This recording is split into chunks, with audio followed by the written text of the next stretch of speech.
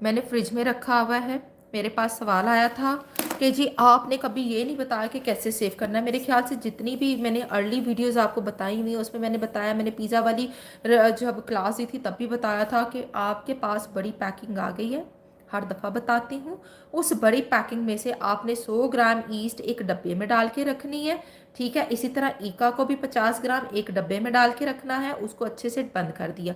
अब जो ईस्ट का पैकेट है उसको ऊपर से जितना खुला उसको दोबारा से रैप किया। क्लिंग रैप करना है। क्लिंग रैप करने के बाद उसको किसी डब्बे में डाल के फ्रिज में रख दे। अब वो जो ईस्ट और ईका है उसको भी आपने फ्रिज में ही रख के यूज़ करना है, बाहर मत रखें। मेरी फ्रिज में पड़ी हुई हैं चीज़ें, मैं निकालती हूँ और यूज़ कर लेती हूँ। ईका पाउडर को भी इसी तरह क्लिंग रैप करके यूज़ करना है। क्लिंग रैप करके रख दें। जो आपने 50 ग्राम 100 ग्राम रखा है इस्तेमाल के लिए, वो डब्बियाँ भी फ्रिज में होनी चाहिए। निकाली और इस्तेमाल कर ली, कुछ नहीं होगा।